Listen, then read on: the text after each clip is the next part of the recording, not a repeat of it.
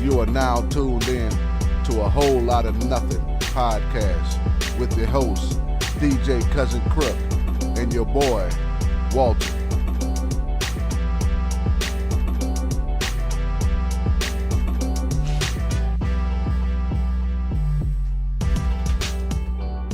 Yo, what's up? We're back, man. Number 6? We're 6. Man, we done woke up 6 weeks in a row making the podcast, man. It's crazy. Nah, it's doing good, man. Six podcasts, 4 weeks of crooked face. Man, that's what the beauty of our podcast. Like, you got a crooked face and I'm beautiful, so we doing things. Nah, it helps. It helps you in the club. They come up to you instead of me. Right. It's like, goddamn, Quasimodo, ring the bell. We are back. Hey, we're gonna do something a little different today. Normally we talk about sports kicking off the show, but man, we getting so big. We got a special guest in the building, brother. Yes, man, the professor. Our boy, yes. DJ Barry and the professor is in the building. Yo, what's up, y'all? Thank you for having me. Very excited to be here. First official guest of the show. I know we done made it big time, man. We got professors in there. Yeah, I don't think I can pass a test. No, I can read. I can't read past the 10th grade level. So we got a professor. We doing something, man. The scary thing is that I could barely read too. So and I'm in charge of college level children, which is crazy, or adults. I guess you could say adults now. Yeah. So this is gonna be a special one. It's a good and bad one, man. We got our boy in the building, but then he's leaving us in a few days, man. It's crazy. Yeah, that's gonna be tough, man. He's definitely a good dude, man. We're definitely gonna miss him. I mean, who else where you see a professor teach kids all day and then come to the club and actually just kill his set, just dominate. Right. Well, it's kind of the same thing. You think about it. He teach kids all day, then he comes hang out with kids all day. Yeah. So if you think about it, it's kind of the same thing. Right. That's how he tolerates us. You know what I'm saying? Yeah. I think it definitely helps with the tolerance. And but yeah, no, man. It's DJing has always been hasn't always been, but it's a hobby that I picked up a while back, and man, I love it. And that's something that when I moved out here 3 years ago, I connected with Danny. On that, it's just been an incredible friendship ever since, and I met Walter a little bit. Yeah, I met Walter a little bit later, but yeah, it is kind of crazy to be able to tell your students that you DJ on occasion, and they kind of get this look like, well, are we gonna learn anything in this class, or But no, it's cool, man. I really enjoy it, and I love the music and the culture. Nah, that's awesome. That's awesome. Well, we'll get into the music thing in a little bit, but let's. I'm more interested in learning about this professor side of Baron. We know the DJ part. So, if you would, man, give us a little bit about what what class you teach, and then also your big move you're making to Alabama. Whoa. Yeah, man. So I just finished. This is my third year. I just finished my second year of teaching. I actually moved out here 3 years ago. It'll be 3 years, 2 days from today. It'll be actually 3 years when I landed in Tampa. Nice. I came out here for grad school, and then I did a couple years of teaching after I graduated. And so I teach exercise science and nutrition science and health to students. How I kind of got into this is I coach marathon runners, endurance athletes.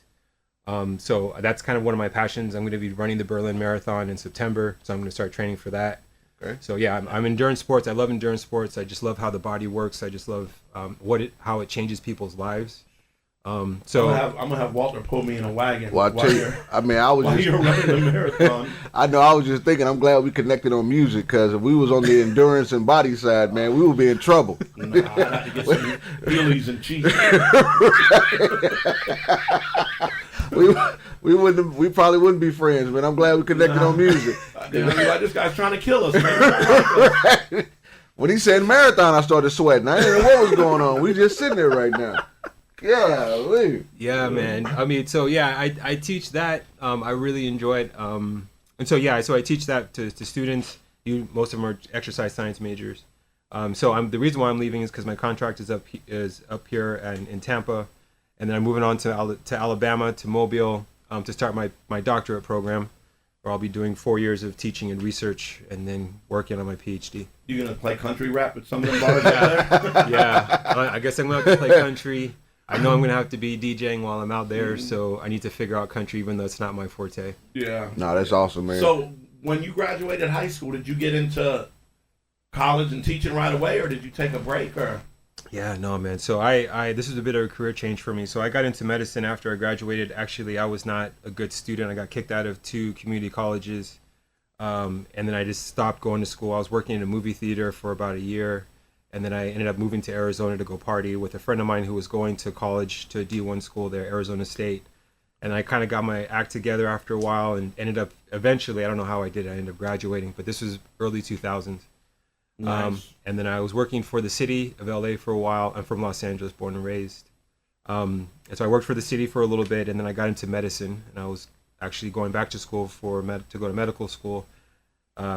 Realized I didn't want to be a doctor, even though I was already applying to medical schools during that time while I was working at the hospitals. And then I just started doing clinical research for about 10 years. And so during COVID, I was working in doing physical therapy at hospitals, at some hospitals in downtown LA.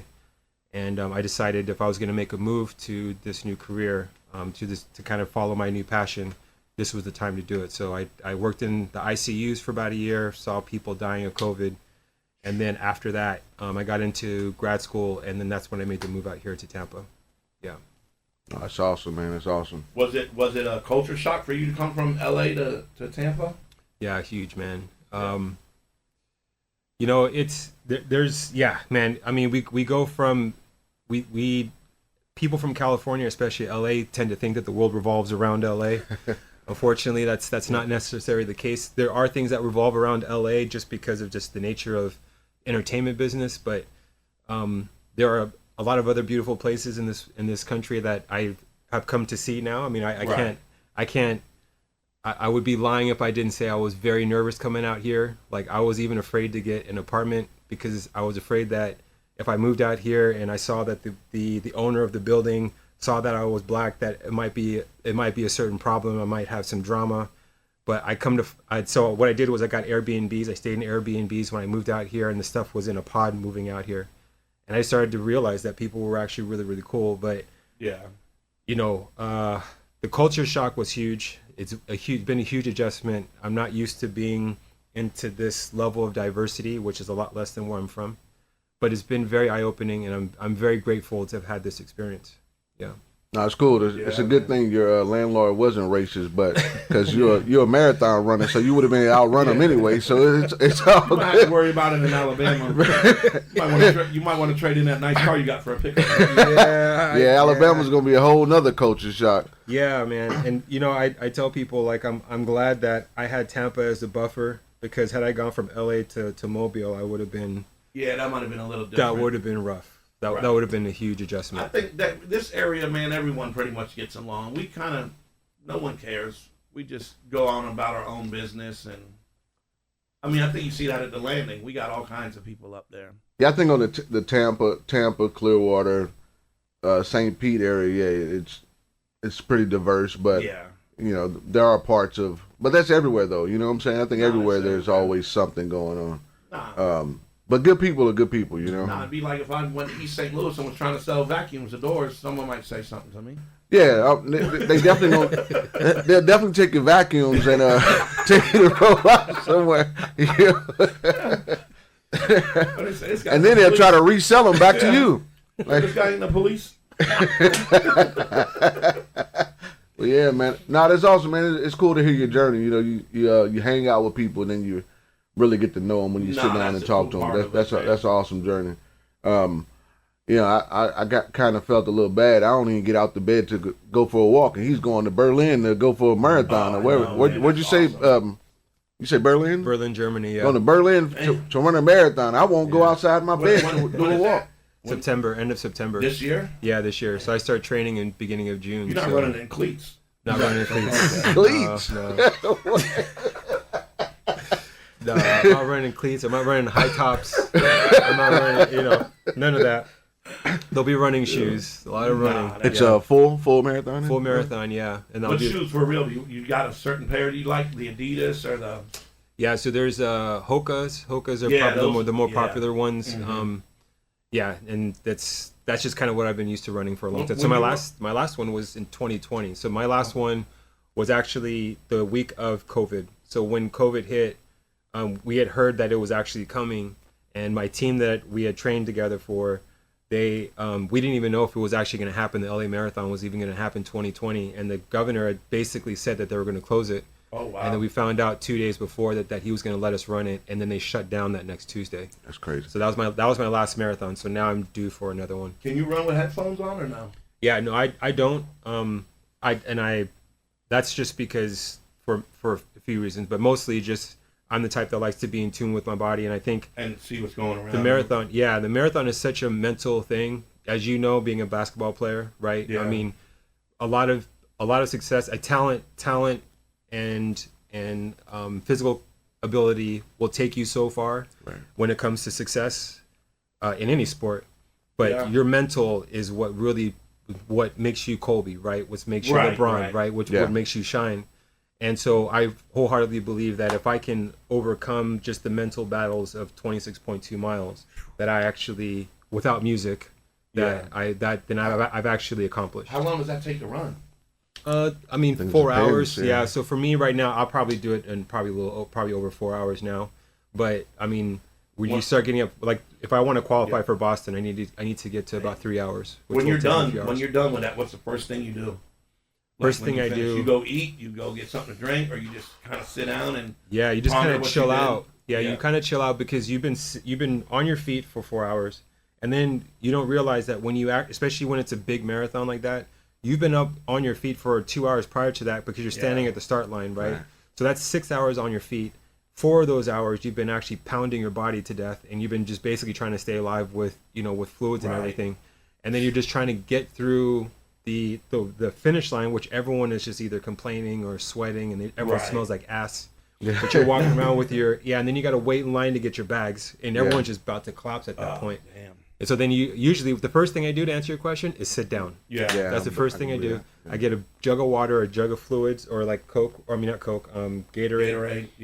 Start drinking so I can replenish the electrolytes, and then I start trying to figure out how I'm going to get home. I walked 30 minutes yesterday and went to Dollar General and bought a medal. Wore a gold medal around my neck when I walked home. I'm gonna get you guys to get out here and do a 5K. That's for sure. At some point,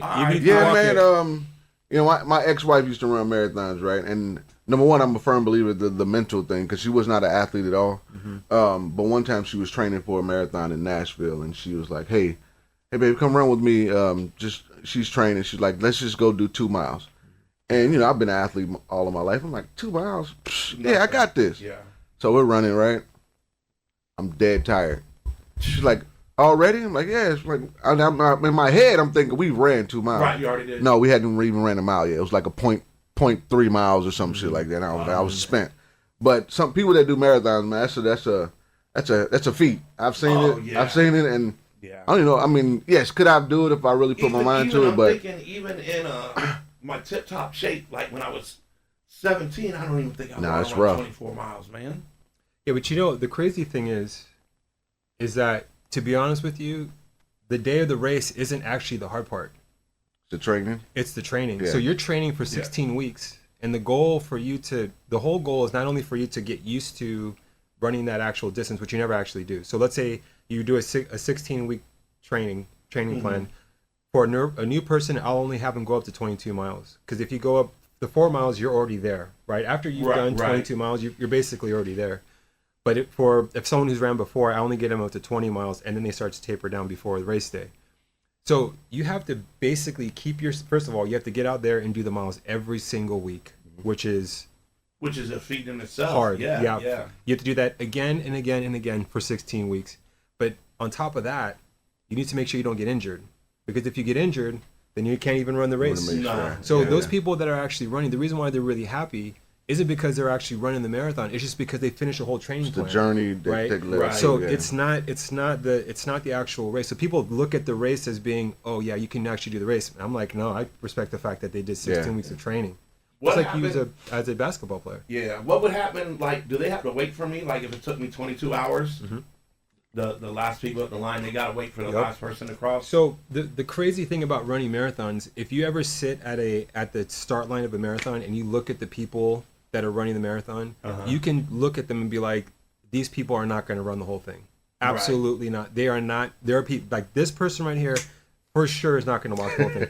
LA Marathon actually has a group of people that they've actually they call them the sweepers, and they sit at the back of the marathon. They start at the end and they walk the whole thing. I mean, they literally they've actually picked up the street, so they have to move onto the sidewalk. Yeah. And but they keep the finish line. Yeah. But they're called the sweepers, and they walk the whole marathon. But they're considered marathoners, right? Yeah. Because they actually ran a marathon. Yeah. So Right. running the marathon is actually used very loosely, but they don't care. Like when I coach my runners, I'm like, I don't care how the hell you get there. You can crawl, walk, you can run. Yeah. Just as long as you get there on your own 2 feet or using your own body, and you don't cut the course. That's all I care about. Yeah. I mean, even walking, that's still an Oh accomplishment, yeah, man. 24 miles Yeah. in a day. It's crazy. Yeah. It's a Yeah, long it's walk. wild. I mean, Yeah. they're doing it in 6.5 hours. Yeah. That's how long it takes to walk. To walk, yeah. If they're walking, they're walking, they're like, walking, yeah. yeah, and they're walking continuously, no stop. Because people take pictures and shit. Like, Yeah. Right. But if you actually want to get through it, you can do it in about 6.5 hours.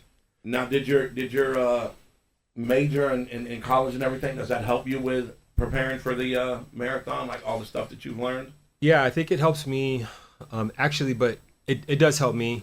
But a lot of the stuff I already knew, but because I just did my own research before I even got into the program. But actually, for me, the reason why I'm getting this degree and the reason why I'm studying is not for me. So I always tell, like, my whole thing is I never want to make this degree about me. The day I get my doctorate, it's never going to be for me. You're never going to call me Dr. something. You're going to call me by my first name. Because the only reason why, there's only three reasons why I'm getting this doctorate. One is so that I can understand how to be an independent researcher. Two is that it's going to give me access to conversations that I wouldn't normally have at the level that I'm at right now. And three, it's going to help me help other people. Those are the only 3 reasons why I'm doing it. That's awesome. And I don't care. You can do it. I don't even care if I got the PhD afterwards. I just want to make sure I'm able to accomplish those 3 things so that I can do those things with what I know. And so the reason why I'm going through this is never to make me a better marathoner. It's helping me to make other people better. And that's how I kind of go at it. That's a beautiful thing, but if I did all that, you calling me doctor. Yeah. Yeah. No, it's awesome, man. That's cool. Yeah. And interesting. Like you don't think about when you in college. You know, I've been there, and you don't think about learning how to run a marathon or just learn because it's just physical fitness though. Like it makes sense to learn something like that. Right. Yeah. And if I had learned something like that, maybe I would be running has never been my thing, man. Just never been distant running. Yeah, I used to be fast, but Maybe the tug of war or something. yeah, but distant running, nah. Yeah, it's never been my thing. Nah. Hell, I get mad when I run on the treadmill right now. But what about like obstacle stuff? Would you consider that? That would So be like fun. the Iron Man stuff and No. So Ironman is that's the three That's the swim, bike, and run. But Yeah. obstacles is things like Tough Mudders. Tough and- Mudders. That's what I Tough meant. Mudders, Yeah. That would be fun. Yeah, the obstacle courses and stuff. I've trained with a couple of guys that do those consistently. Yeah. I don't know if fun would be the word that I would use because it's not exactly the funnest thing.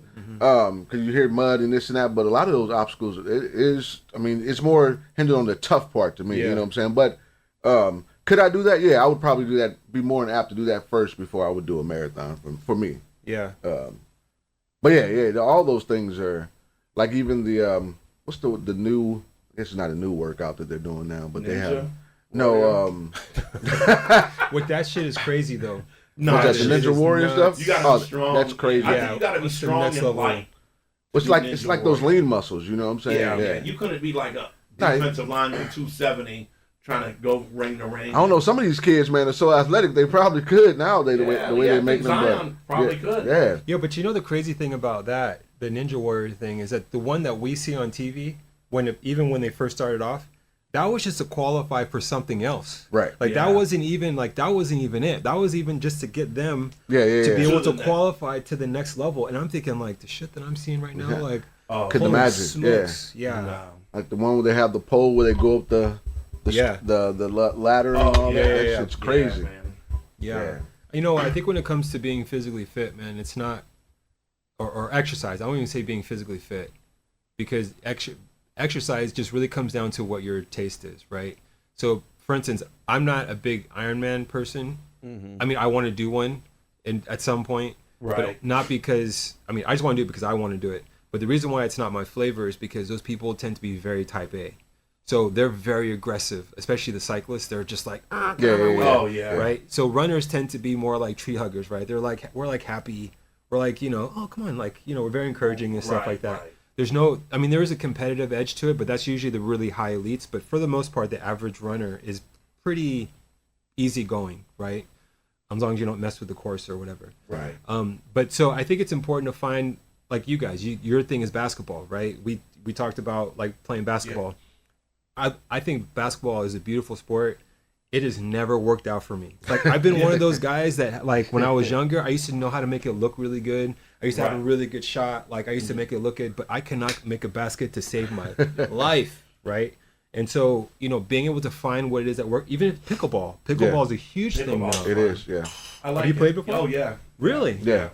Where do you play? The girl that I was seeing, her dad played down in Vera. He was turning me on to the pickleball, and we went and played one day when I was down there, and I was like, damn, this is fun. It is a fun sport. So then I came back, and I wasn't gonna spend a lot. I went to Walmart. Yeah. Picked up some pickleballs, and then me and my brother and his wife and his daughter, and we started playing, and my daughter started playing, and then I don't know why we quit playing, but I think because it got too crowded over there. Yeah. It was like 9 million people. It's crazy. It's kind of blown up. It was yeah. it's just a smaller sport, and it used to be a lot of old people that would play it. Older Right. Yeah. people. Now you see it on ESPN. They have competitions on ESPN. Yeah, Like yeah. it's blowing up. Well, I just feel like it's well, I know the reason why is just it's so much more accessible to everybody. Yeah. Right? You've Right. cut a tennis court basically in half half. or maybe It's almost like two-thirds playing ping pong on On a tennis court. on a tennis court. yeah. Yeah. And I actually got to play it for the first time ever a couple weeks ago, and the court was completely full. I was there with a friend of mine. It was her first time too, and this one couple, I guess, was very generous and let us play with them.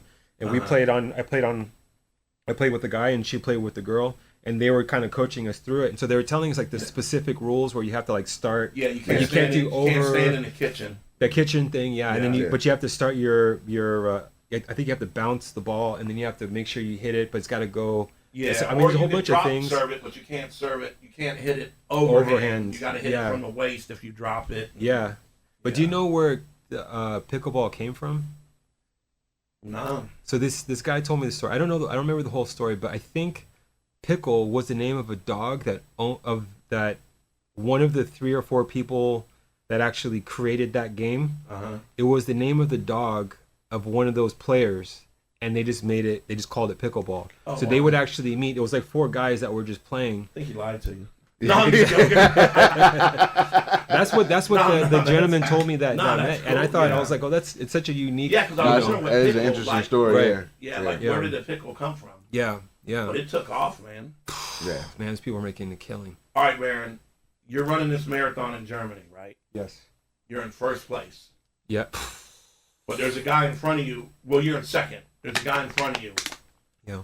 2 feet from the finish line. No one else is behind you guys. Uh-huh. Are you picking him up and letting him finish first, or are you running by him? Oh no, I'm picking him up. Yeah, picking him up. I mean, in my mind, I know I won that motherfucking shit, but Walter?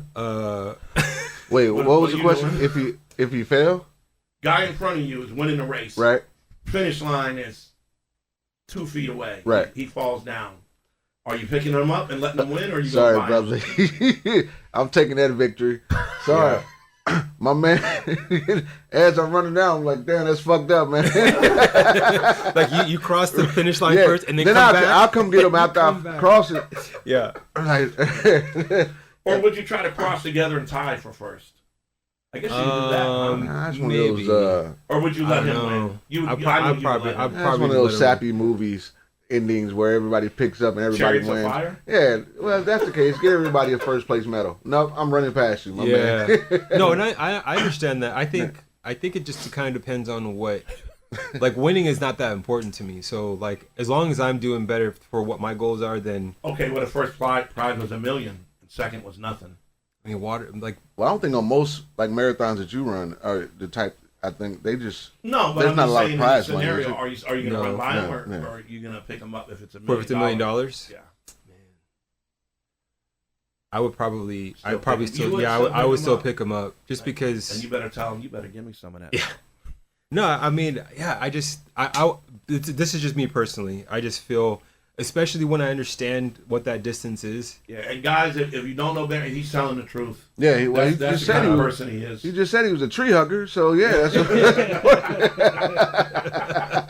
so, yeah. Now I'm running. What are you gonna do? Yeah, What would you do? Yeah, I'd probably cross the line and come back and steal his sneakers. I don't know if you want those if they make them trip. Yeah, It's nah, hard. man, I don't. Man, that's a tough one, man.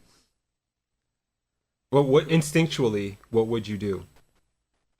in the First, I would moment? look at him. Yeah, that's my first Yeah. instinct. My first instinct would be, Make sure damn, he's is okay. he really sick? Is he? Yeah, Do I need to help him? yeah. And then if he was just laying there going, my knee, I'd be like,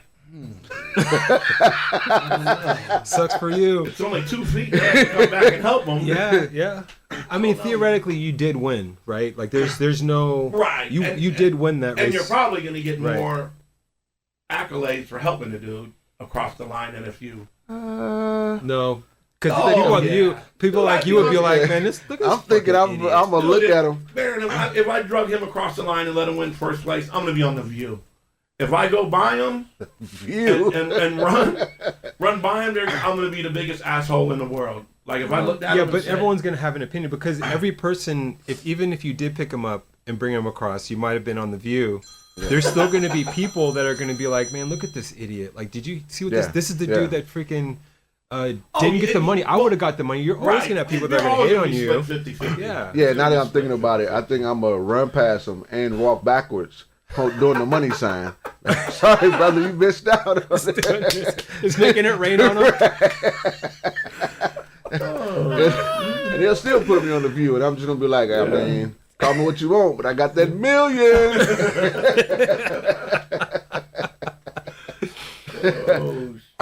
That would probably be all jokes aside. Just like people, if they say there's a terrorist on a plane, I would do this. I would do. You really don't know what you're. You gonna don't know do what you're gonna do until you're in that till moment. that Yeah, situation. yeah.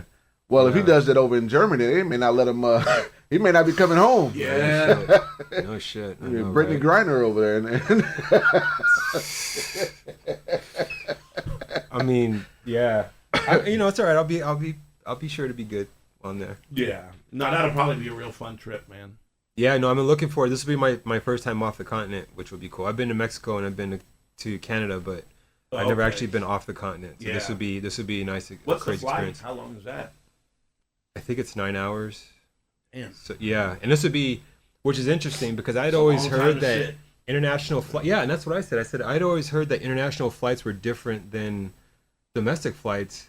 And I was just talking to somebody the other day. They're like, "No, it's not. No. Like it's the same. It's no Like you're different. sitting on these small ass seats." Mhm. You ain't gonna be on the run Just- for 2 days. You better go a little Oh, early. goodness. 9 days on a plane. Yeah, and I'm going have 4 days arthritis. ahead of time. Yeah. yeah, gonna get off the plane with Bell's palsy. You just run left because you get equilibrium. Every It's running in time a circle. How come I can't find the finish line? First basketball game I played, I was trying to take my guy out to dribble, and my body's going. Like, damn, that's not the way I wanted to go. So what has been in your process? I mean, not in your recovery right now. What do you think has been the number one lesson, or is there something that you've learned in this Well, whole I thing? did learn. I know it didn't happen but I learned I ain't been to the doctor forever, and I probably should go to the doctor once in a while because I learned my blood pressure was high and some other things were a little messed up. So now I could take care of it, but I'm thinking if I would have took care of it earlier, possibly this probably never would have happened. If I would have stayed in shape and everything, because when you're young, you're just in shape because of good genetics and you're out playing every day. But like you were saying earlier, when you're older, it's more of a mental game. Like, damn, I got to get up, I got to do this, or I could eat this quart of ice cream and watch Sports Center, or I could go out and walk. So I think I learned through the thing that I got to be more active and use my time more wisely. Yeah. Playing basketball 2 nights a week, cool, but that shit ain't gonna keep me in shape. I need to do things throughout the week. Yeah. Yeah, and the body is, incredibly resilient. Like when you really begin to understand the science behind the body, I mean, the body is able to withstand a lot. Like it takes a lot for your body to Shut down. shut down. Yeah. And usually when you have a sign like that, you experience something like that, usually there's something that will kind of let you know that something's coming. But I think it's funny because I think before that you were like, man, my body just feels off. Yeah, remember I told you that, and you told me, man, you should go to the doctor. And I was like, But that was before spring break. I think that was before spring break. So that was in March, right? Yeah. Yeah. It's almost like my body knew something was going to happen. Yeah. The scary part was I thought I was having a stroke at first. That is scary. But then I could move my arm and everything. I said, well, I'm good here. Oh, basically your face, you didn't have a stroke? I thought that's what I thought. This whole time you thought he had a stroke? I thought he had a stroke the whole time. No, I knew they were throwing a new Batman, so I was trying to go in his clay face. But, So we were talking. I think we were talking about this last episode about just getting older and taking care of ourselves. But now that we got a professor in here, do you think it's obviously we want to exercise and have your body moving, but do you think it's bigger? The bigger part is what we put into our body, right? Yeah. So, God, there's a lot of ways to answer that question. So the answer is yes. So what's important about the things that we take in our body is that our bodies have a defense mechanism that's inherent to the actual system of our body, right? And that's what makes it so magnificent. The things that we put into our body either helps that system or it hinders that system. It doesn't actually shut it down, but every time we're not putting things in that's supposed to help that system, then some things has to give over time, right? So yes, the things that we put into our body is crucial. But if you look at it as, when I look at this bottle of water here, our body is made up of about 55 to 65% water. So when you look at your body, you don't really think that our body is over half of it is water. I mean, literally. But water is literally just, when we think about water, we think of it in a bottle. Right. But water actually is just a molecule, right? So a molecule, which is the smallest form, smaller than a cell.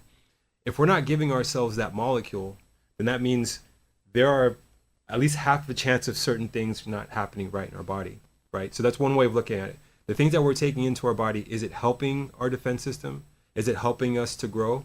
Or is it hindering us? Gotcha. Right? And I think what makes it, to add to that, what makes it kind of dangerous at this moment in time of our lives, because we grew up in a time where social media wasn't a thing. Right. We had Encyclopedia Britannica. Yeah. So the information that we had at my mom's house. Yeah, the right. Whole set. We all know about this. There's kids that are listening to this that have no idea what that is. You might be able to Google that, and you're gonna have a website called Encyclopedia Britannica. Right. But we had, what was it, 36 books or 32 or something. Yeah. It was a volume. Big right? books. Big books, right? Yeah. So we had our information that was very, very controlled. Right, information reached us in it was very controlled. We either got out of the magazine, we got out of a newspaper, or we got out of a book. Right, and there was only like 3 news channels. Right. Yeah. So TV came along, but even that was controlled. Right, we couldn't go and select what we wanted to see. We could find the channel, but not select the actual things we were looking for.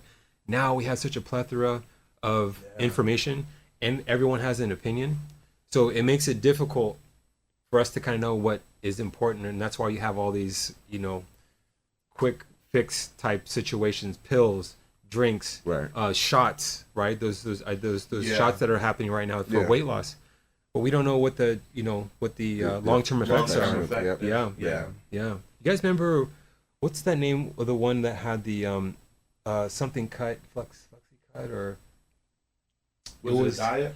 No, it was a pill. It was like a shake that people were taking. Hydroxycut. Yeah. So this happened in the 2000s, and I remember I was in the hospitals, and we would see these 18 and 19-year-olds ripped, like full on 6-pack. I mean, their biceps were completely feathered. I mean, they were completely ripped, but their livers were failing because they were taking all these hydroxycut. Right? Wow. Yeah, and so that doesn't really make the news. But where's hydroxycut now? Right, don't even hear about it. Don't even hear about it. But you remember it. Commercials everywhere. All the time. Yeah, commercials everywhere. Yeah, right. Yeah. So anyway, so I went off on a tangent, but that what we do put onto our bodies is very, very important.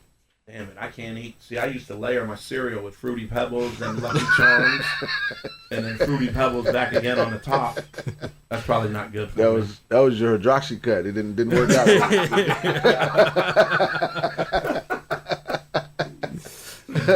Yeah, that wasn't good for me. So we're gonna take a break, and we'll be right back. All righty.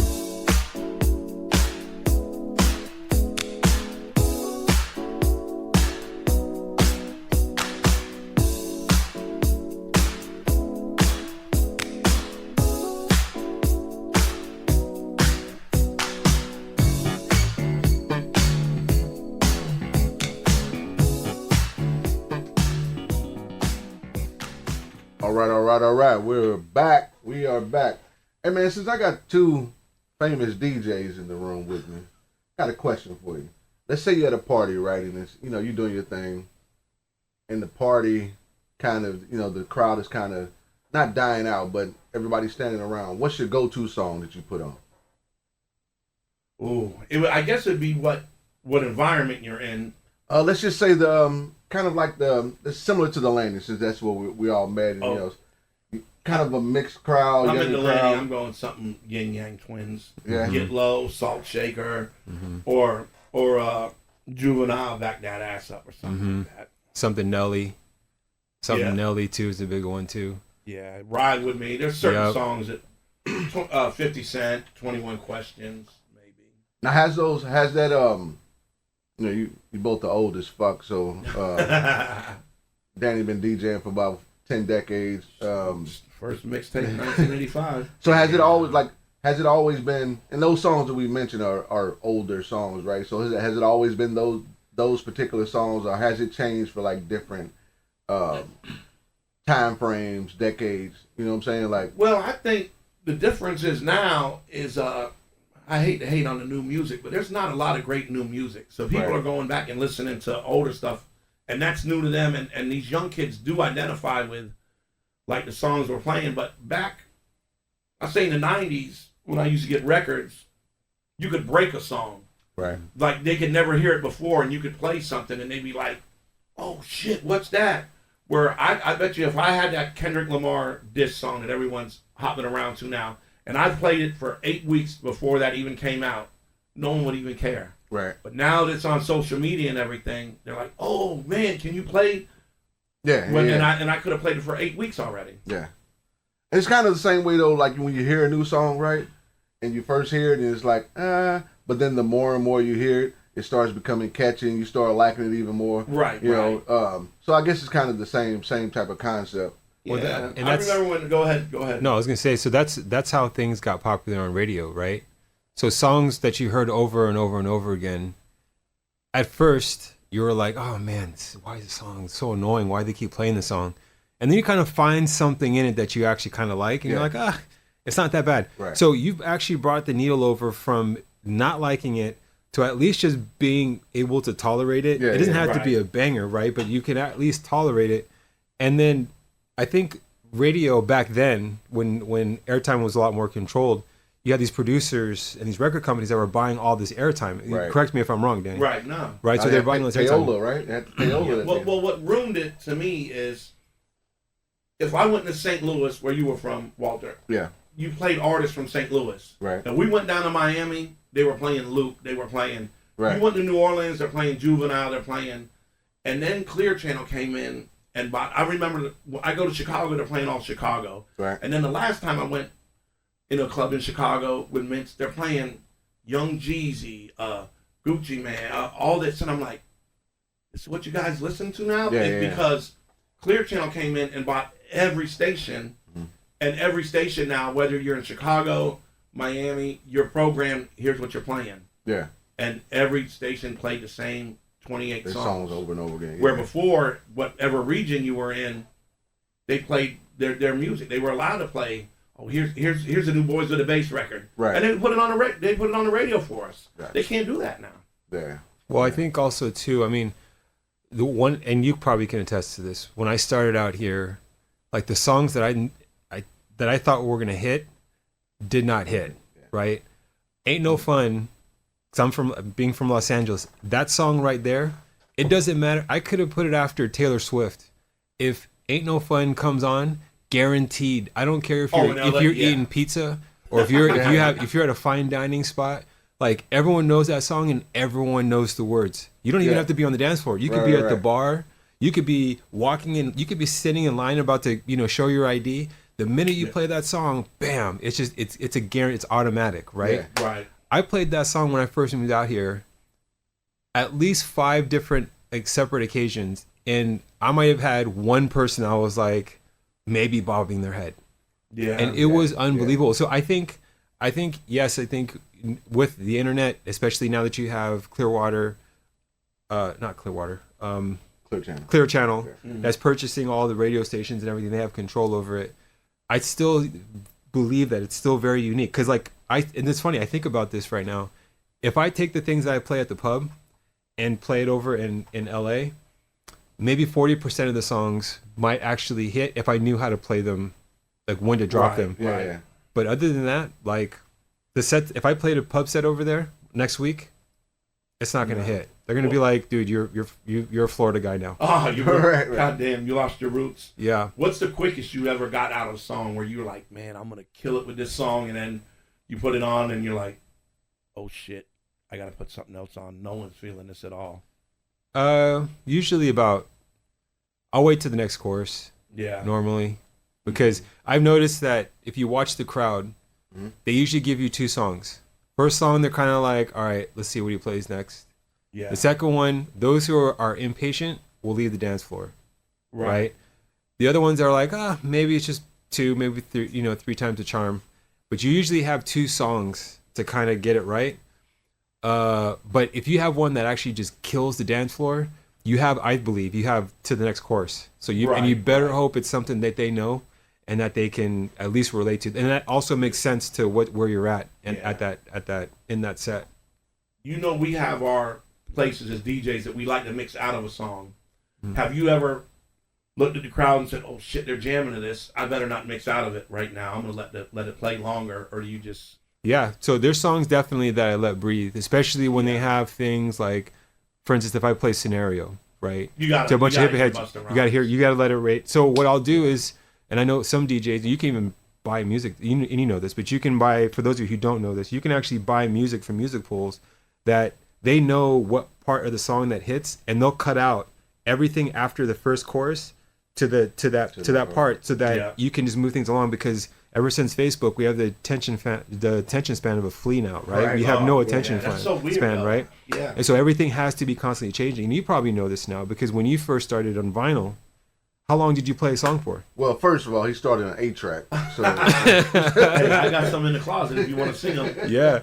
But I mean, did you play out the whole, like, you pulled the record out? Yeah. I would let the record play even towards the end, and Quest will tell you'd have 14 records maybe, and you would play the regular vocal version, and when you ran, then you play the dub side, like the instrumental, or maybe there was a remix, or but you kind of let everything. Right. Like when I first started buying records, I almost bought because of the time. I was like, oh shit, that's 6 minutes, that's 4 minutes. I'm gonna get more for my money if I buy this. It's 15 minutes of music compared to one song that's 3 minutes. So Well, it's funny if you notice, and especially for the listeners, you rarely know the words to the last verse of a song. No, that's true. You rarely know it, especially the ones that you want to hear at the bar or at the club. Yeah. You rarely know the last verse of the song, because your DJs are constantly moving things across, right? Unless there's something that actually that everyone knows, then we usually let it ride. But rarely does anyone ever know the last verse to a song. Rapper's Delight was 12 minutes. Right. Could you imagine? That would have worked if you're on roller skates. Yeah. That would have worked if you're on roller skates. If I sat there and played 12 minutes of Rapper's Delight right now, people would be like, damn. Because I think Kanye is the one that really changed that, though. Because he came out with them albums that were like songs 2.5 minutes, 8 songs. Yep. That's done. Where back in the day, when we did our music, CD holds, I think back then you could print a CD had 70 minutes of music that you could actually put out. Cassette was 59, 9 something. So you're like, I'm going to put many songs that I can to fill up this 70 minutes. Why do I want to cut it off at 40 minutes?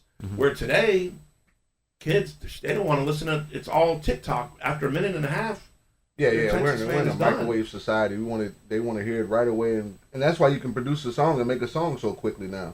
But it's interesting listening to you two talk about DJing, me being the novice and the newest one in the group. You could tell I always knew it was an artistry to it, but just listening to people that have been doing it for a while and just listening to how the dynamic. Because I know when I play, I just play a song that I want to fucking hear, and if they ain't dancing to it, sorry. You know right, and you kind of let it ride out. The next one because you're still learning, but at the time you'll see, oh damn, this ain't working. I better get something else loaded. How many songs ahead do you play in your head, Marin? Usually, probably 3. Okay. So if I know that there's something that I like let's say there's a crowd there's a group of people that walk into the room, and I'm almost certain like they come in after they've shown their ID, they come in dancing, right? Right. And they're dancing their ass right up to the bar. Right. With what you're playing. And I know, yeah, and I'm thinking I'm going to work up to Kanye. Right. So I'm thinking, okay, it's basically like a puzzle piece. You're trying to figure out what songs you can do to get there from where you are at that moment. Mm-hmm. So I usually go about probably 3. I think eventually, depending on because I don't feel like I know crowds well enough, but I would like to get up to about 5 or 6. Yeah. And I think that would be a good kind of measure. Yeah, I always try to stay 2 songs ahead, at least. 2 songs ahead? Yeah, at least. And then, but the thing is that, let me ask you this. When do you know to change? Like, when do you know to change the mood of the? Okay, so I can tell by looking. So when I asked this question because we know that DJs pretty much set the mood for whatever's happening in the room, right? And so we know that music from the listening ear, we know that music sounds differently. But usually, subconsciously, when you're out there buying your drink, or when you're out there, it's having that conversation, you feel what that mood is, right, even if you don't know that you're listening to the song. That's why sometimes you'll be in the middle of a conversation and be like, oh, they're playing Juvenile right now. Right? Because you've been catching that, or you've been watching that, even though you weren't watching for it, right? Yeah. So there's a mood that's associated with it. How long do you usually let that mood play for? Like let's say you have a set that you have laid out, and you look at the room, and you know you're just crushing it, right? Yeah. How long do you let that pulse go for that particular mood? Oh, I'll ride it out till I see them dying out, until or they're walking off or walking to the side. But if you got that mood, I'll ride it as long as it can go. Yeah. I know for me, like when I'm doing it, and like I said again, being fairly new to it, it's like kind of like when you're playing basketball, it's more instinctual to me. You know what I'm saying? Like you just kind of you're feeling the music. I kind of try to feel the music like the crowd, right? Mm-hmm. And then when I may pick out one person that I know is really jamming, you know what I'm saying? It's like, okay, their body language, their vibe is a little different. Because I've learned to start thinking. Before it was just one song at a time, and I'm just typing it in. More so because I didn't know exactly what he had in his playlist. But now that I'm learning his playlist, I'm thinking a song or two ahead too, and then I'll just feel the vibe of the crowd, and I'm okay. Let me try to go into. And sometimes I switch up songs, right? Because that song that I'm thinking, okay, it may not work in this moment. You know what I'm saying? Because again, I'm typically going off of songs that, number one, where I know it is in his playlist, and maybe it'll be different once Crate I have 58. Yeah, right. But, Crate 58, yeah. And his crates are not organized, so you know what I'm saying? It's kind of all over the place. But now I'm starting to learn which ones are where. And maybe it'll be different if I had my own, you know what I'm saying, if I'm going off my own. Oh, for sure playlist. It would be different. Right. Because you make your go-to stuff. Right, right. Where you're picking and choosing, oh shit, this might be here, this might be there. Now I do, before I started the landing, I never come in with, I'm going to play this song or that song. I always look at the age of the crowd. Yeah. And if it's them, older people that come up sometimes that always want to hear Debbie Deb and Shannon and this and that, and I know there's 8 or 9 of those, I'm going, that's what I'm going to start with, something like that. Then if it's younger people, I'll be like, maybe start off with Lil Wayne, something like that. Or when you come in, Baron, are you already, like, we're not touring DJ. If I was a touring DJ where I'm playing the same set that I know is going to kill every night. But do you come in with a whole set of what you want to do, or you just go off the fly pretty much? So, I guess it depends on what the event is. So for the pub, because I know now that you give me free reign to do whatever I want to do. Yeah, you play whatever you want. And so that's very liberating in the sense that I have a choice to do that.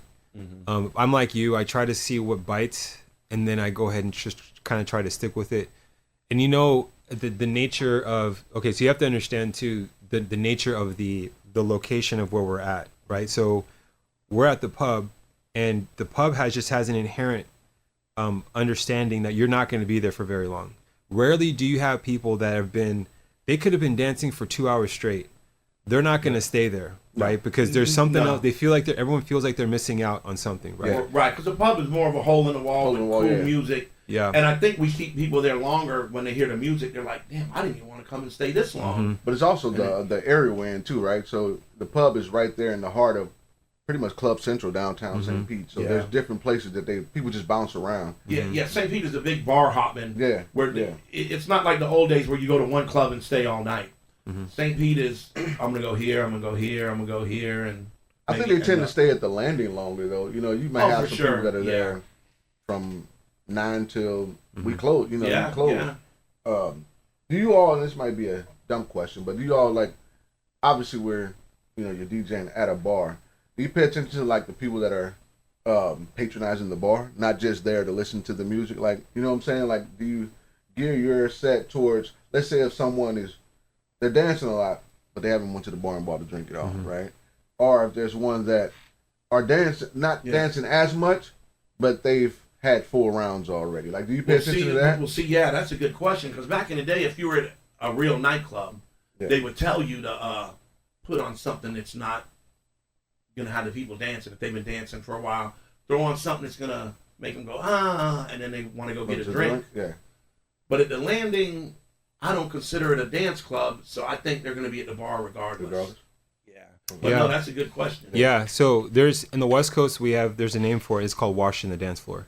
So let's say you build up to a set, right? And you're at the point where you've got them hook, line, and sinker, like you got them, they're going crazy or whatever.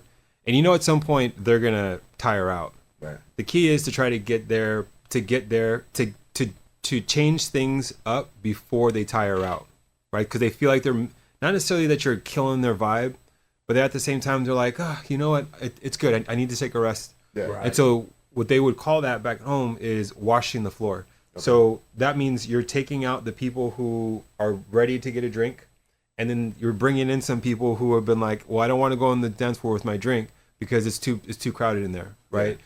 So washing the dance floor, and that's usually you usually either make a hard right turn somewhere, right, or you just find like you're definitely changing the mood in a sense so that you can start building it up back again. Right. And that usually works for places where you've paid to get in, right. So if you're at a wedding, especially if you're at a wedding too, right? Because there's people they're not going to leave. Right. The worst case scenario is that they'll get their drink and go stand outside and talk with their friends, and they'll come check in on the music again. But places like the pub, it's like they can leave whenever. Right. And they're like, hey, I can go up to the Landing. Yeah. Right. Yeah. So there's no really washing or anything because people are just there for a little bit. They wash time. themselves. Yeah, exactly. Yeah. With I know both of y'all's sets pretty well, but with the we're getting older. Do you all feel the pressure of downloading and playing the newer music? I know we typically lean towards the old school stuff, and that's a good question. What I do, I went on and downloaded about, it's been a few months now, but like 7 or 8 of the kind of new bangers that ain't crazy, but like the Jack Harlow. There's that Calm Down song that got popular. Yeah. There's what's the one where they sampled Ice Cube? Dun, dun, dun. Oh, or girls get players. Yeah. Stuff like that. I don't. Some of that, I won't download that 65 beat per minute new stuff. Gotcha.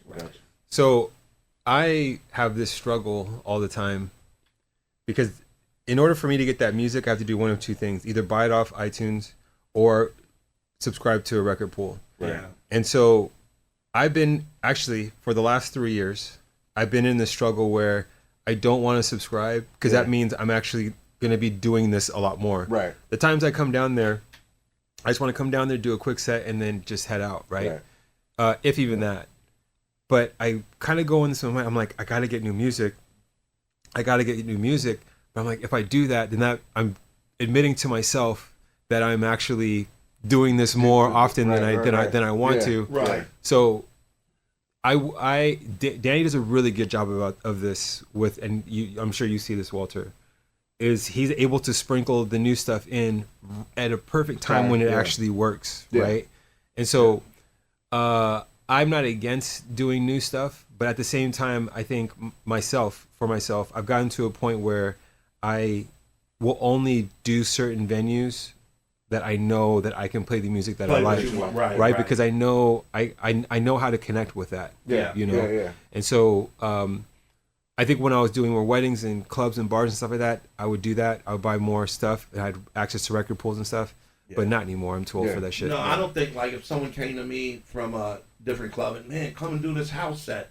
Yeah. I don't know. Well, people do that. Like Yeah. People will come up to us and say that. I know I could download. I could go on a record pool. Here's the 20 best house songs, and I could download them, and I know I could mix them, and I know, but I just don't feel right doing it because it's not my passion. Well, yeah, because it's still an art, right? And you still have to be passionate about it, right? Right. And if somebody actually do a house song, they need to shut that place down anyway. House Well, horrible. it's interesting. It's interesting because we could technically, if we have the BPMs right or the beats per minute right, we can literally mix anything. Right. Anything, acapella, instrumental, 2 different genres, we can totally do that. No, for sure. And I think it makes it easy for us to do that because of the way the music is made. I think we've had this conversation before, Danny. I think you were a part of this conversation too, where we talked about how if we want to try to mix something that hasn't been digitized and was like, if we just ripped it off of a vinyl and it's from 1965, it's going to be very difficult to mix that song because you can go in thinking that everything is lined up, but the way that it's recorded, music is so cookie cutter now. Right. Everything is perfect, right? You literally just drag things up onto a screen, and it's the bars are exactly where they need to be. It wasn't always like that. No. Yeah. It was not always like that. So to be able to take truly old music that was recorded from before and try to mix them into new things or new over new instrumentals was a lot harder to do back then. Now we could do that, and that's what makes it easy. And you know what's crazy is in the pub, we go off one speaker. We're basically just through the right channel. We're not going stereo. Right. And it messes you up sometimes because, like, just say you play Doobie Brothers, listen to the music. Back then they panned the music.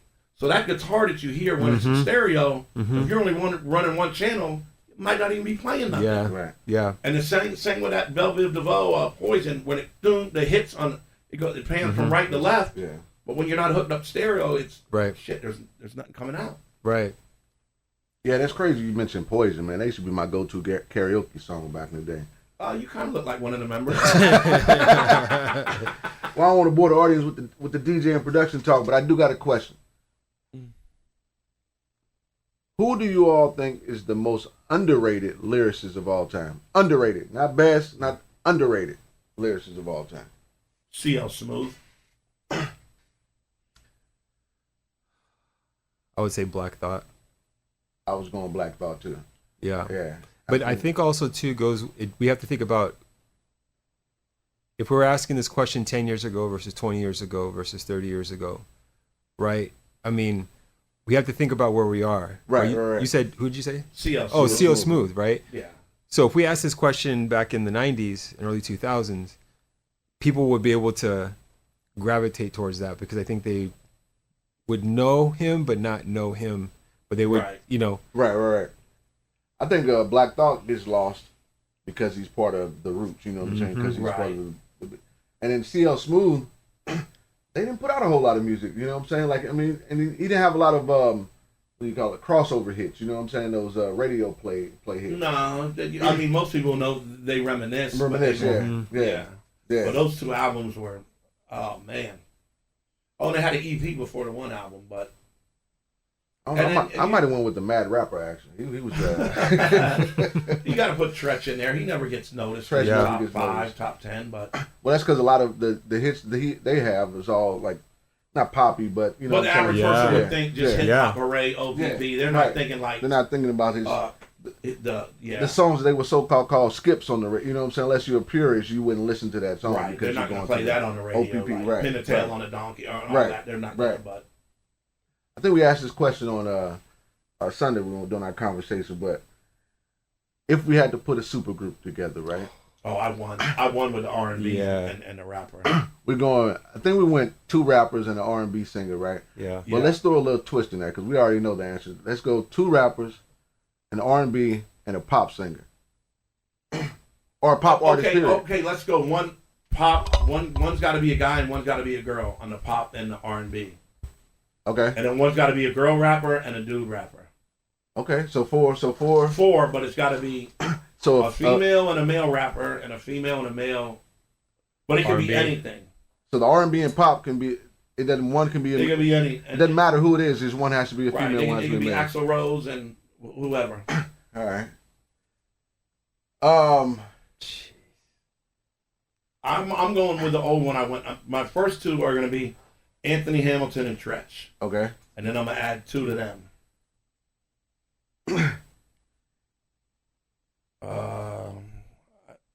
For the girl, I'm gonna go MC Light. And for Okay. the girl singer, probably Rihanna. Okay. I'm going male rapper. I'm going shit, I just had it. Well, female rapper, I'm going Roxanne Shante. Ooh. Male rapper, I'm gonna go Nelly just to represent my stomping grounds. All right. And then I'm going Michael Jackson, Oh. my pop, and Monica as my R&B singer. Damn. My group killing it. We going quadruple that's platinum. Well, the fact that you have Michael, I feel like Michael Michael's Jackson unfair? should not be. He's unfair. on- Okay, fine. No. No. I'll go Timberlake. I'll go Justin. Okay. Shit, you took my Timberlake. Okay, so Take one of the other members from NSYNC. I'm taking for female rapper. I'm going with Lauryn Hill as a Ooh. rapper though. As a rapper. As a Not- rapper, not a singer. Okay. Male rapper.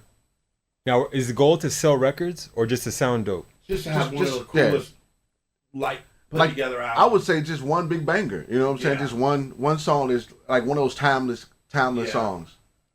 No, it's so now we're looking at timeless songs.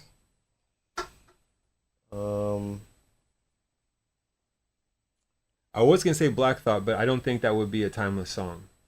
Like, I don't know. You If put you him with the right put him with people. Lauryn Hill Yeah. and Black Thought, and then I think it would be timeless. Because the Roots have timeless songs, I Right. think. You put him with Barry Manilow?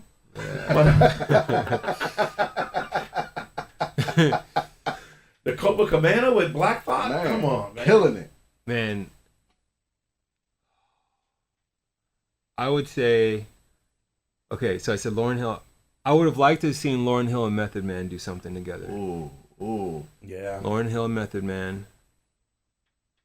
And then now we have R&B, right? R&B. Yeah, anything. So Neo. Ooh. Oh, that's a Forgot good about one. He Neo, sounds yeah. good on everything. Yeah. Oh yeah, Neo. And now we're looking for a female rapper. Yeah. Wait, you didn't say Lauryn No, Hill was your no. female rapper, so you Oh, look so we're looking Yeah, for female a singer, yeah. Yeah. Aaliyah. Oh, Man, that's pretty good. They So you can got make- Method Man and Lauryn Hill. Neo and Aaliyah. If you're going for a super group today, just to sell Shit, records, I just thought that shit. That is pretty that's damn a hell of a good. group. Yeah. who would you go? What? Say it again. What was the question? You're just trying to sell records today with a super group with 4 people like that. Probably Kendrick Lamar, Oh yeah, Taylor Swift, Today's people. Yeah, Beyonce. I would. No, No, I would wouldn't go. put Beyonce in there. I actually, I would go. You got to put Beyonce in there. We're But I talking would, about just selling. just selling records? Yeah. I would go Beyonce, Drake, As a singer or rapper. rapper. All right. The problem is there's not a whole lot of probably Bieber, right? As a Yeah. singer, and then a female singer out now. No. The girl that got the song that Nobody Loves Me twin and all that. I don't know her name. Kind of it'll probably one of those new Neo artists, Yeah. Neo music artists or whatever it's Yeah. called. Like a girl. What's her name? Coffee. Yeah, something Yeah, like Coffee, it'll yeah. probably be something Yeah. like someone like that. But the problem is I mean the songs nowadays are so quick. Can you get 4 verses in the Oh, song? I know. Okay, I would go with same format, right? So Yeah. 2 female rappers and 2 R&B. Or we're just making a group. Well, guy, girl. Guy, girl. Okay. Yeah. So Kanye.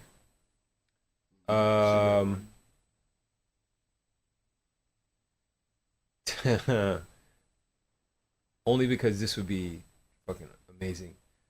Kanye with Taylor Swift. Oh, because they hate each other. They hate each other. Yeah, Yeah. that'd be good. That'd be That would awesome. be good. And then now we need. So Taylor Swift is the singer. So I need Yeah. a Right. female rapper. yeah. I'll probably definitely go Nicki Minaj. Yeah. Yeah. And then I need a female. No, you got two females. I have a male rapper, You need a male R&B guy. male R&B. Yeah. T-Pain. Oh, you 'Cause might have T- won. I think Yeah, you because won. T-Pain can do a hook on anything. Yeah. Yeah. That, he might be Yeah. the king of hooks. Yeah. Man. T-Pain. That's a good one That's for good. just strictly record sales. Could Just- you? I mean, it's funny how we have to completely change the mindset. Right. What was Do it- even funnier is that we're old enough and we keep calling it records. They stream it now. They don't Yeah, have yeah, records. yeah. And it's gonna be now. We need to see. I'm less.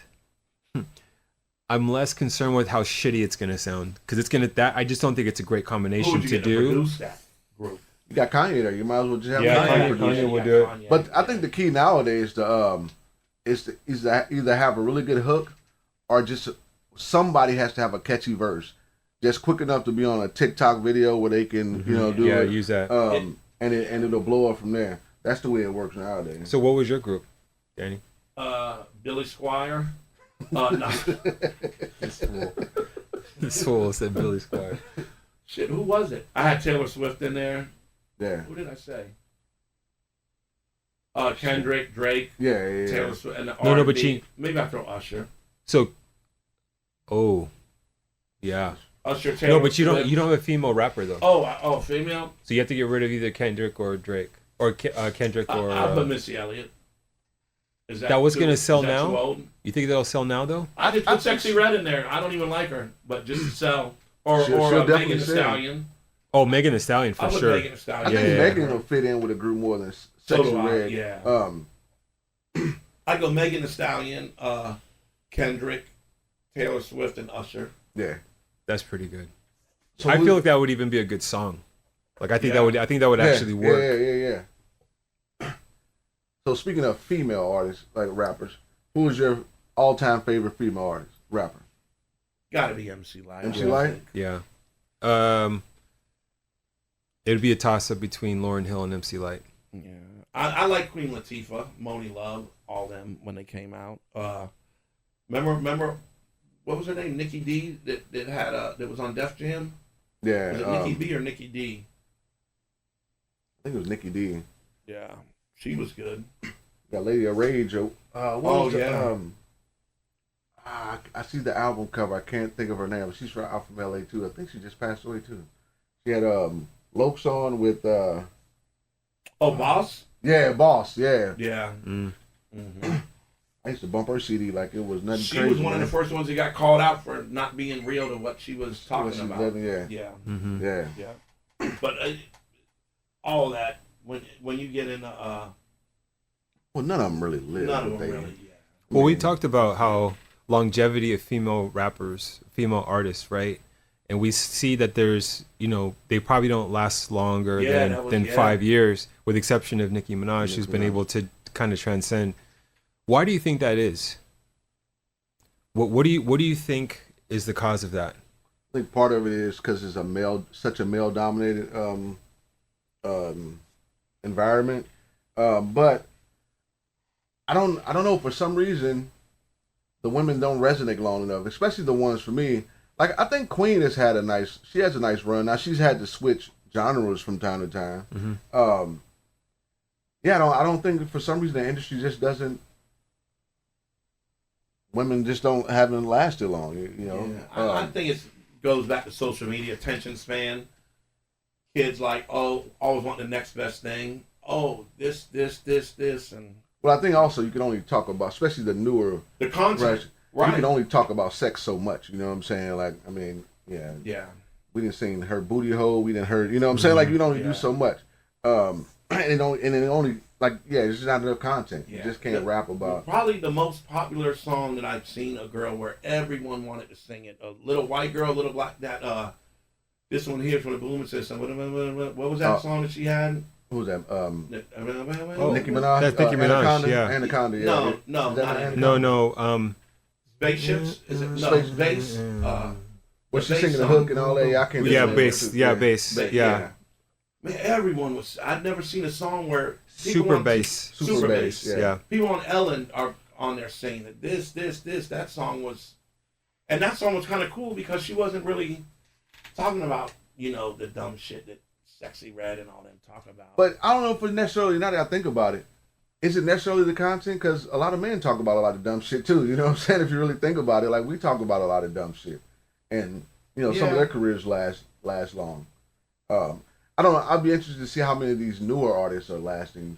Yeah, I always go to the thing like we're old now, and if just say Rob Bass was coming to the landing tonight with KRS-One, we'd be like, oh shit, you want to go? And oh yeah, we're going. Do you think like my kids when they're our age?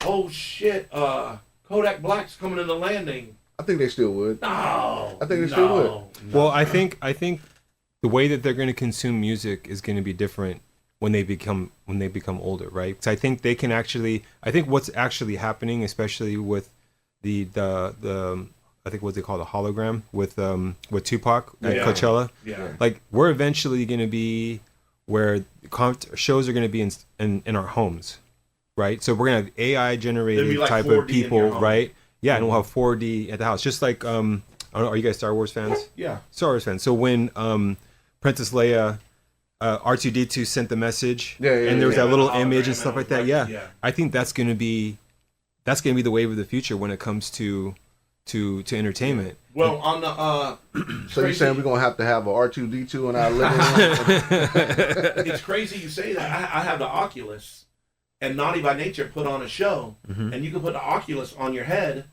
and you're right there front row while they're performing, and you can look. Yes. And you can see the person next to you. Right. You can look. You look up and see the stars. Right. And they're right there. You can Right. interact. It's crazy. Now, man. and that's the crazy thing is that they're only working with two senses right now, right? So if you think about, you have vision, and then you have hearing, right? Your sense of sound. But then what are the other senses? Touch, taste, and smell. Yeah. When they start messing with that, it's yeah, gonna be crazy. That's it. Well, if I'm That's when I get sitting it. That's when I if I'm finally sitting in get a the living room and the hologram comes out and I can smell Kodak Black's funky and all that, we got a problem. I'm not. If I can smell Sexy Red's booty hole. Yeah, they going a little too far then. But I mean, that's basically what's happening. If you think about what's happening with society right now, right? We're basically being able to. No, scary, really. Yeah. And do you guys remember the time? And I'm sure you guys remember this when it made news where that one guy had said that I'm not going to leave my house for 30 days, and I'm going to show that I can survive, right? So I can have things delivered to my house. This is before Amazon Prime. This is before Prime even came along, right? Oh, wow. So this guy was actually ordering things online. He never left the house for 30 days because he didn't need to, right? And that made news. We're talking like CNN, like NBC News, like, Dan Rather top level, 60 Minutes level. Like it was made it to that point. Now, you kidding me? People order Starbucks to be delivered to their house. Oh, you can have everything. Oh shit! Amazon delivers the same day. Yeah. I should have stock in Uber Eats, man. God damn, I spend so much money on Uber Eats. Shit, right? I mean, Postmates, all of that stuff, right? Yeah, think about what you that's crazy you said that because when I first started working for Savon, let's say 25 years ago, I had a flip phone. No, you couldn't do nothing on your phone, just a flip phone. And my cousin, who has stock in all this stuff now, he's like, one day you're going to be able to do everything from your phone. Yeah. You're going to be able to order, you're going to be able to pay your bills. He goes, you should invest in this stock. And I was like, I never paid attention. He said, nah, that shit ain't going to happen. Do everything on your phone now. Yeah. It's crazy. I mean, we're connected, literally connected to the other side of the world in our pocket. Right. Yeah.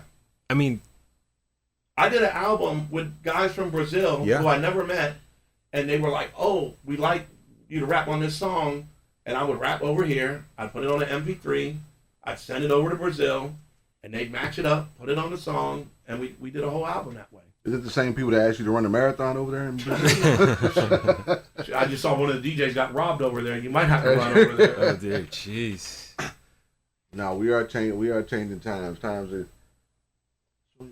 I mean, especially how we're consuming music. It's just, it's going to be, it's going to be different. And so when you say, to bring it back to your question, are 25-year-olds right now going to be excited to see Sexy Red, or No. Kodak Black, or whatever the ones that are out right now? Well, they will be, but I don't think it's going to be the level of excitement that we had actually having to buy tickets ahead of time. Look forward to actually. I got tickets to such and such that's going to be coming out. In a couple weeks.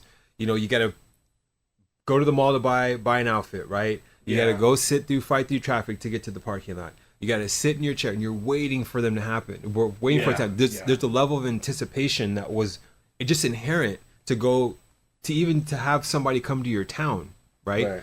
Now, no, you can literally have it in your living room. So I don't think it's the quality of music that's not actually going to keep people excited.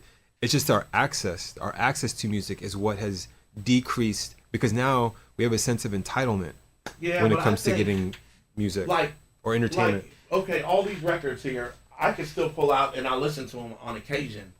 I think these kids, once they're done with one song and they don't like it no more, they don't like it no more. Yeah. They're not going to go listen to it in 3 years or 2 years. They ran that song ran its course for 3 months for them. I still think that people still fall in love with the artist, right?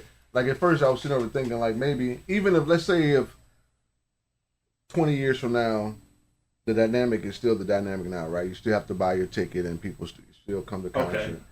Okay. And they're our age, and Sexy Red, Kodak Black, Lil Durk are coming into town, right? I still think you would have a group of people, a lot of people still excited about those artists coming. And at first I was like, well, maybe by that time the maturity level will be different, right? You won't want to hear about the booty hole or people killing who and this and that. But I still think they will still be excited about that artist, right? Because for some reason we have this allure about the celebrity, right? You want to see the celebrity. You want to be there to see such and such. Even though they're 50 years old now, you want to see them in concert, you know? Just like you said, like Rob Bass. Now the music content was different, right? Rob Bass was party music. So you're going to that concert to party. Right. Well, that's our mindset, but then they're going to have that same mindset for that particular artist, because that was the generation they grew up in, right? That's what they fell in love with. Right. So I think you're still going to have some people, if things are different, if we don't have concerts in our homes and different, if they still have to go to Janet's Live to see such and such. And I guess too, sometimes you remember like songs hit different. Like, damn, I remember that song came on the radio the first time I talked to so and so, or this was my first date with so and so, and that song came. Yeah, maybe, but I just think kids' attention spans are so. Hell of a first date song when you're talking about killing somebody and robbing somebody. Yeah, that's a hell of a first date song. No, I'm talking about my slow songs that I sleep with, like New Edition. Right. Well, we still need to do that poll. Yeah, we do. That poll. I'm gonna put it on Facebook. There's got to be people that go to sleep with music on. I don't. Was that the question though? Yes. To fall asleep with music? Yeah, it was specifically songs, no. I'm not gonna fall asleep with Wu-Tang. Yeah, I was gonna say. I'm gonna go with Brian McKnight, Keith Sweat, I'll Be Sure, Jodeci, so Mariah Carey. For our listeners, I want you to put something. We want to put something in the comments. We want to see what your thoughts are on this. So Danny says that we're going to put this out there. Yep. That he's in the camp of the need to be able to listen to, not even the need, but the want to be able to listen to classic R&B music to go to sleep. Yeah. That was the. I know for me it was going to sleep alone. Yeah.